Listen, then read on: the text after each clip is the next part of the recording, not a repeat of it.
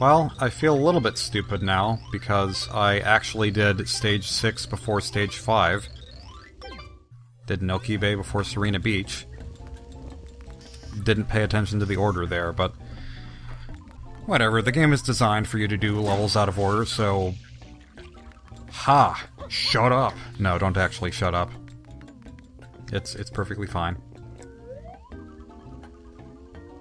On a different subject... yeah, these boos, these cotton candy pink boos, turn into... what are they? Starbursts? They turn into pink starbursts. Which are some of the tastier starbursts, in my opinion. And people seem to hate the red ones. I don't see why they're so different. Is it the red ones or the yellow ones? I don't know. There's certain starbursts that everyone seems to hate, but I really don't see why they're any different from all the others. Or at least not that different. What I like to do with this part is completely ignore the fact that you can turn the boos into platforms and try to get up without using any of them. Which is definitely doable. I don't want to use them even as platforms whenever they're not platforms, so please all of you get out of the way. I want to do things my own way, so shut up! Not again. Okay, there I did it. I did it all by myself. This is a derpy looking boo right here. Look at that mouth. It's the best mouth. And, can I jump at it and then fall through the... yep. The boo eats me, but then, like, its mouth is too full, so it spits me back out. Oh hey, more CRT television land. Ah, yes. I have not particularly fond memories of this particular secret, except for the cube watermelons. Not to be confused with Cube Watermelon, the artist, whose real name is Mary Cagle and has 3 webcomics. One of which is Let's Speak English, which tells of her journeys in Japan as an English teacher. And then there's Kiwi Blitz, which is my personal favorite, and one of the only 2 webcomics that I really even read. Even though it doesn't get updated as much as her 3rd comic, which is Sleepless Domain, which always seems to be the one that she focuses on the most, and that's a bit of a shame to me because it doesn't appeal to me as much. But whatever, she can follow her passion, it is fine. I like her as an artist. Trying to think if there's anything else to add to that. Cube Watermelon. I remember she drew a picture once of a literal interpretation of her username, except it wasn't actually a watermelon, it was a cube of water around a girl's head, which would be considered her melon, you know, because melon head. There are other body parts that could be considered melons too, but let's just not go into that. I would like to see an actual cube-shaped watermelon in real life. I'm pretty sure that they do exist. Something about, like, growing them inside of a cube-shaped container, and that's just how they turn out. Wonder if you could do that with other fruit. Because I want to say that Sonic Adventure, at least Sonic Adventure 2 Battle and Sonic Adventure Director's Cut, DX Director's Cut, have, that, like, black market thing where you can get fruit for your chow, and the fruit are in unusual shapes, like pyramids and stuff. Could you grow a pear in a pyramid-shaped container and have it turn out to be a pyramid? Although, if that happened, then how would it get sunlight? I guess it wouldn't. So that wouldn't really work out very well. Dear Mario. Dear Mario. I can't do the Hotel Mario voice. It would be fitting, though.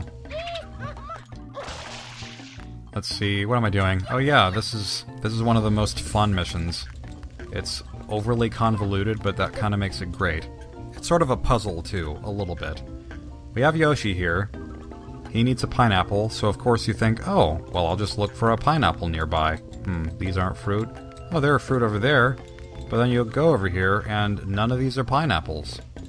The durians are close in appearance, but they're not quite. Close but no cigar. I would say close but no banana, except we do have bananas here. Which we cannot pick up, apparently. Whatever. I'm just gonna spray them. Yeah, there we go. But yeah, there are just little hints here and there for what you're supposed to do to find a pineapple. The men's room is on the other side. I'm not sure if there's a hint for this part specifically. There are plenty of ways to get through this. But, water damage in the restrooms. Here is some water damage in this restroom. For some strange reason, you can jump here. You can just tap the A button and then you rocket through the floor. Which, I am okay with this. Spray this vaguely boo-shaped picture, boo-looking picture to get a boo. Children are running around. Cats and dogs living together. Mass hysteria. Like this. I like the design of the boos in this game. It's a little goofy, and maybe I wouldn't necessarily like it as much if they were like this in every game, but they suit the mood. They're just... I don't know, because this isn't really meant to be a scary game, but I'm glad that they have almost a juicier appearance in this one. They're more blobby than they usually are. Hello, Shell, who turns out to be Inoki. Oh, you know what? I'm gonna get this blue coin right here, because I feel like if I don't get it now, I'm gonna forget. This is just a really stupid location for a blue coin. Most of the other ones I think are a little bit reasonable. That one's kind of out of nowhere, there's really no indication for it. But I'll be getting most of the blue coins in Mission 8. Or actually Mission 7. Mission 7 is a good mission to go for blue coins in, because all the doors are actually open. They're locked from outside, but, excuse me. Oh yeah, you press B to open the door. Which might not be your first instinct to do, but that is something that you can do. You have to figure that out. I haven't even explained what this mission really is. Like, let me just go to the top floor really fast. The idea of this mission, which is a little bit ridiculous... Can I go through the door as Yoshi? No, I guess I have to get off Yoshi for a moment. The whole idea of this mission is that you're supposed to get the Shine Sprite in this room here, this pool area. But this guy will not have any part in it. No one in the pool without proper swimwear. So, you can't get proper swimwear anywhere. They don't exist anywhere on the island. So, what you have to do instead is go through the attic. Through the air ducts. Because... yeah. Kinda like this maze-like attic, though. There's not really a reason for it to be quite this maze-like. But I like that you can... You have to get Yoshi to eat all these boos. These gigantic boos. There's no other way around them. These sleepy boos. Sleepy Boo sounds like it would be a nice... like, pet name for someone. The boos' faces are just great. Whether they're on a statue, or here sitting in the middle of an air duct, or floating around carelessly, great faces. And I also enjoy how, whenever you zoom down into the map, you get a nice first-person view, no, well, third-person, I guess, but a much more intimate view of the attic. And it's all blue, and it has nice color. I like it. But yeah, here's the pool area. We got our shine. And Yoshi will make a noise with us as we collect it. And it's all cute. I like Yoshi. I don't know what my favorite color of Yoshi is. I think in the Yoshi Story playthrough that I did a long time ago, I said it was the blue Yoshi. I think. Dark blue. Not really sure. Pink Yoshi is kind of interesting just because it's a pink Yoshi. And pink is considered a really girly color, but it's also just a generally nice color. It's pretty peaceful. We got ourselves another secret stage. This is another one that I really like. I don't know what my favorite level in this game is. I really don't. I wish I did, because there are too many interesting ones. Well now, Mario, you should really drop by the casino. I'll let my boys know you're coming. Go on now. Sweet. We get to gamble. It's gonna be awesome. It's not really that awesome. I mean, this is the only part in the game where it's completely randomized, like, what your success rates are on things because of slot machines. Well, maybe not completely randomized, but there is not an absolute guarantee that you'll... There are probably plenty of people who have tried to speedrun this game and have gotten cut up here. Got cut up here. Yes, caught up here is what I meant. Because there's not an absolute guarantee that you're going to get 777s on your first try. There's no guarantee, no matter how you do it. Yeah, we'll just mess around with the slot machine for a while. And I have something that I want to say about this music that's playing in the casino. Not this music. Yeah. It's, well, first of all, it sounds kind of like Mario vs. Donkey Kong music. Maybe not Mario vs. Donkey Kong, maybe... Well, yeah, I guess that applies to any game in the series. But, let me wait until it gets to the right part.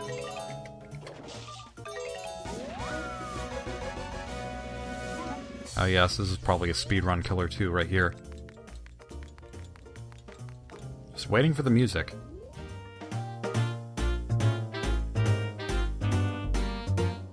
For some reason, with that particular part, this is a really stupid thing to say, but I always picture that sounding like some sort of gospel music. You know, like, I don't want to say a black church, because that sounds weird saying that, but they exist. I mean, that's, you know, you see lots of choirs that are entirely African Americans, and they have their own particular way that they sing gospel music. And that's just what I picture that part being. Like, praise that wonderful name of the Lord, yeah. That's always what I think whenever I hear that part of the song. No idea why. But yeah, there's this. This is a puzzle plank galaxy. Not really sure. Every particle of water that touches these flip pads affects how they flip. And sometimes they go nuts. They go crazy go nuts. And, yeah, it's not the fastest thing in the world, but it's quirky. Do do do do do do do do do. We have the beautiful but also slightly ominous sky from Serena Beach back again in this. They don't usually reuse the backgrounds inside these secret levels, but I'm kind of glad that they do in here because it's a pretty background. Who wouldn't want to reuse this? It's pretty easy to get crushed in this stage. So, don't. That is my advice. Don't get crushed once, don't get crushed 40 times. Although it's okay to listen to Crush 40, that is acceptable. We got more of these blocks that I like for being colorful and looking like... Really, all of these... you know what? I might have come up with yet another story to tell about Super Mario Sunshine, because I used to, as a child, play with wooden blocks, and these levels look a lot like the wooden blocks that I used to play with. And I was gonna say these boxes here, these big old boxes that rotate, kind of look like toys, but then the rest of the level looks like the toy blocks that I used to play with, and it was just... I would always try to make sort of my own Super Mario Sunshine levels using those wooden blocks. That wasn't much of a story, but I don't know, I enjoy it anyway. We have 64 shines now. Hooray! 64 is a good number. Except, what would be even a better number for this game's purposes is 128. I think that this game used to be Super Mario 128, or 128, I guess is how you would probably pronounce it. Which... I'm trying to think exactly how all that worked out, because Mario 64 was going to get a sequel on the GameCube, And the tech demo, or the demo that they showed for a potential sequel was just a whole bunch of Marios, like tiny Marios that were on this giant... What even was it? Some giant disc, I think, that raises up in the middle and then turns into a pizza, and then the pizza gets put inside of a GameCube like an oven. Something like that. It was really weird. But yeah, that was the demo for Mario 128. And then, instead of being a traditional Mario 64 type game with lots of varieties of levels, it became a tropical themed game with the Flood. And I don't know if I ever properly expressed my original disappointment with this game for not being as varied as Mario 64 was. Because every level is a tropical level, that's not really that interesting, is it? Every level is the same, but... You know, mechanically they're all different. Maybe not mechanically, but in terms of their layout, in terms of their general play style, they're different. So I appreciate that this game has variety even when it doesn't appear to at first, and this casino level, like, you never see a casino level in Mario 64. Come on, this is cool. I like it. I like casino levels in games. I like the one in Yooka-Laylee. A lot of people don't, but I do. Then we hit the conspicuous purple... What are these called in roulette? I can't even guess. I really have no idea.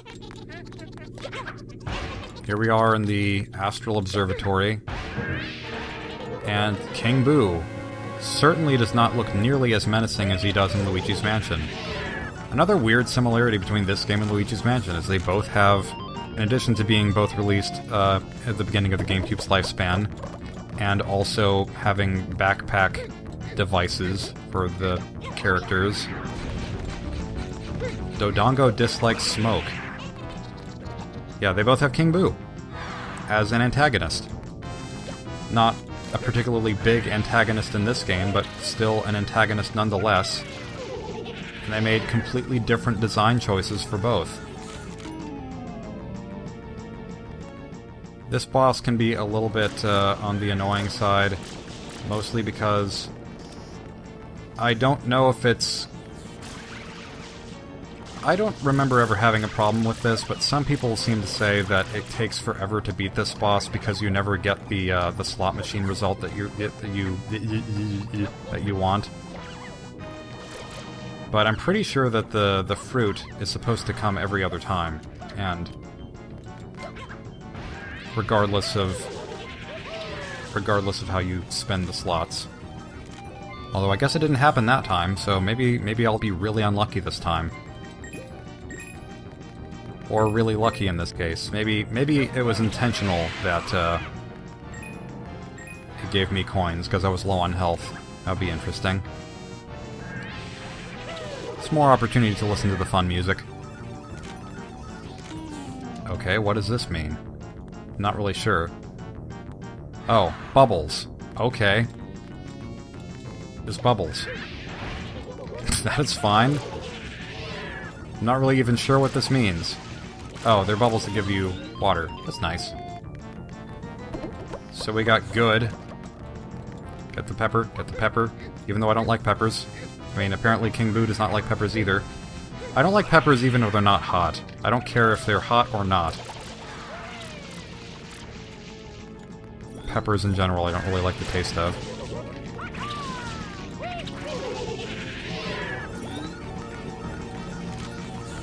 And we got question marks. And then it spits out a whole bunch of question mark blocks. And then we open the question mark blocks to get even more items. Or the Riddler pops out of nowhere.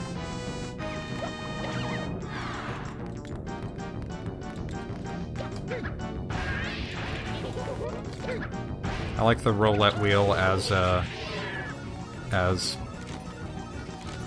moving ground piece as well. Makes the... Anytime something... there's a layout in some kind of scene where there's something rotating around a character, it always makes it look more menacing somehow and more important. like Sephiroth in Final Fantasy VII has all of his craziness around him. All the clouds are surrounding him and rotating. Makes him look all super powerful. But yeah, I guess that's good enough for this LP. Yes, entire LP is over. Because we beat King Boo. I mean, that was the end of Luigi's Mansion, so that's the end of this game too. No, that's the end of this episode, so thank you all very much for watching. I will see you next time.